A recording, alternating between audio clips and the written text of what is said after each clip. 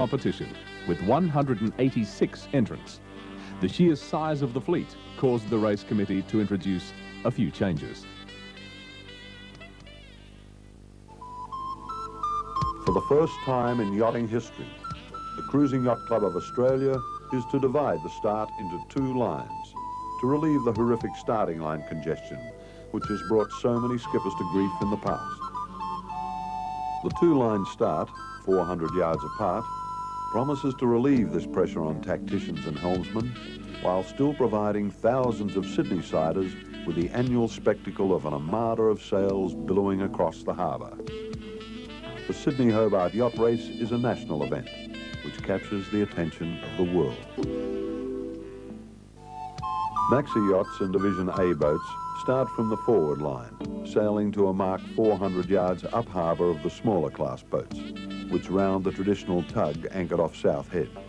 The distance sailed is equalised at the 2-mile offshore mark, the point where all will head south for Hobart. This year, there is provision for boats to exonerate themselves from minor starting line infringements by completing a 720-degree turn off Sydney Heads. This will minimise protests heard later in Hobart. Last year, several boats lost the race with the firing of the starter's gun.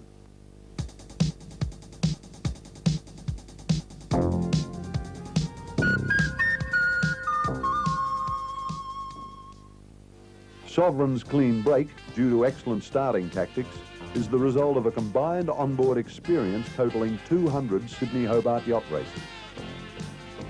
In the wake of the Titans, the smaller yachts, in particular the hot 1-tonners and 3/4-tonners, are racing boat for boat right from the start.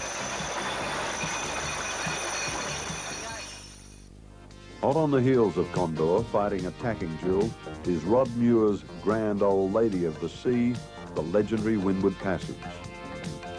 Muir has kamikazed passage across the line to position himself well ahead of two arch rivals and Privateer, both massively geared and looking for heavy weather ahead.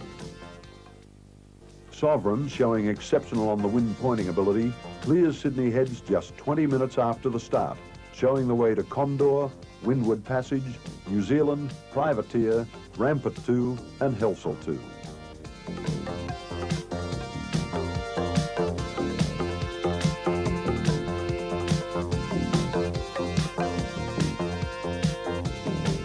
Rounding the 2-mile seaward mark, setting spinnakers, these 30-ton Leviathans outgun thousands of high-powered spectator craft after the greatest send-off in the yacht racing world.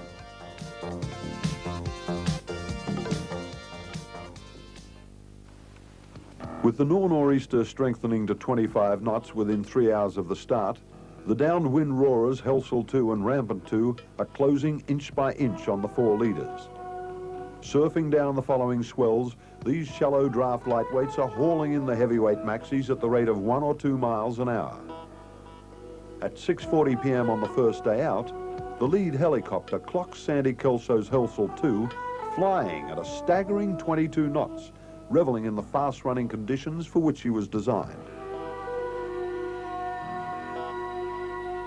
Sovereign, slightly ahead of Kealoha's race record position of 1975, is making a steady 17-18 knots, holding Condor and Windward Passage to a mile astern. Launched only 4 months ago, Sovereign, the world's newest and biggest maxi at 83 feet, is experiencing her first real ocean race. Bernard Lewis and his crack 28-man crew are flying every square inch of sail from her 103-foot mast, intent on winning first time out. If windy conditions prevail, over that horizon lies line honours, the race record, and a fighting chance for handicap honours.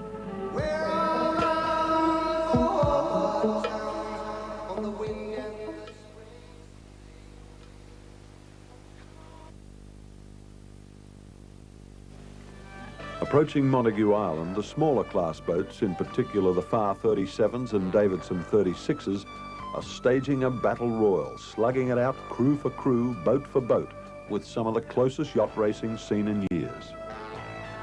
Every one of these high-tech racing machines has an even chance of victory on corrected time. Extension, Drake's Prayer, Paladin, Southern Cross, Suchwan, another concubine.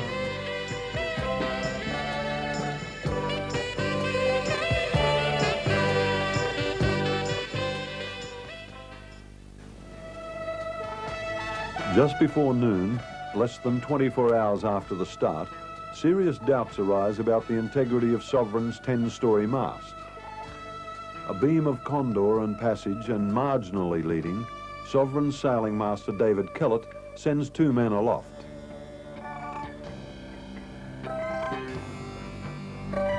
With the 103-foot mast twisting alarmingly, the word comes down that the stainless steel pins securing the second spreaders have sheared, threatening a dismasting if the conditions deteriorate. With Bass Strait looming ahead, good seamanship prevails. Sovereign's race is over. The 2 new leaders, Condor and Passage, continue tacking close inshore throughout the afternoon, with the wind veering to the south. As they clear Cape Howe and Gabo Island around 16:30 hours, the wind is already southwest and increasing in strength.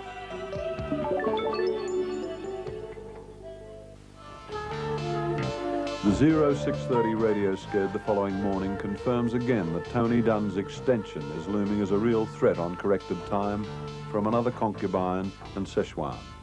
The course close to the coast pays off. Approaching the halfway mark with the wind freshening from the southwest, Dunn and Pedrio maintain maximum power under a number 3 headsail and full main, at times hitting 8 knots.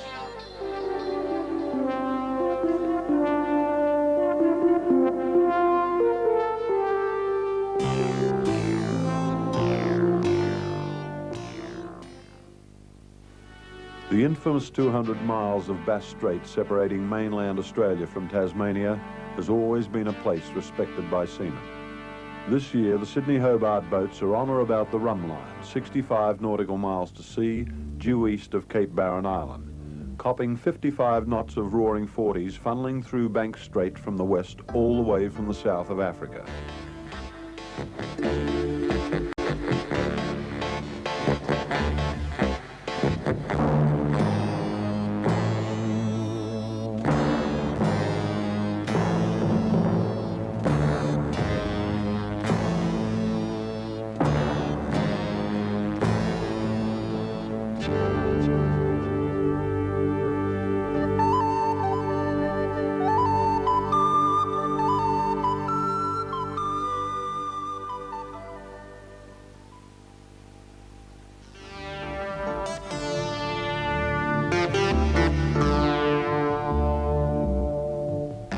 Only 40 miles out of Hobart, and with the fickle winds of Storm Bay and the Derwent River ahead, it is anyone's race. In this part of the world, the best laid plans of yachtsmen have for years been thwarted over the last few hours of the race. Often in the past, the race has been won by a matter of minutes.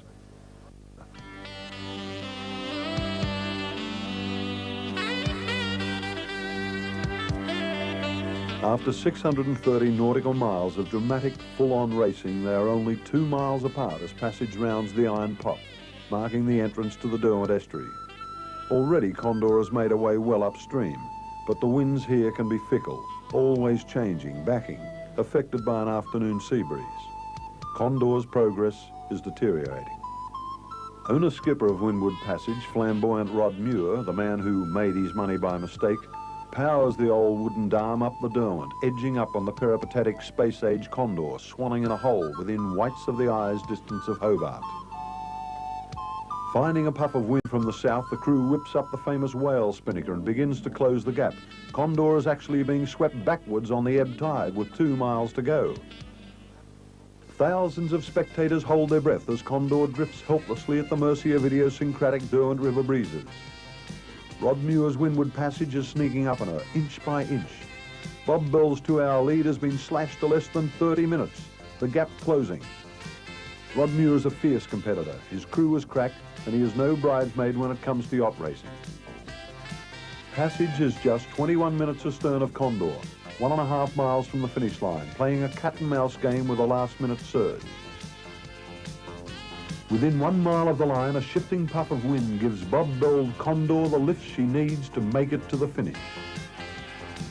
Rod Muir must finally concede defeat.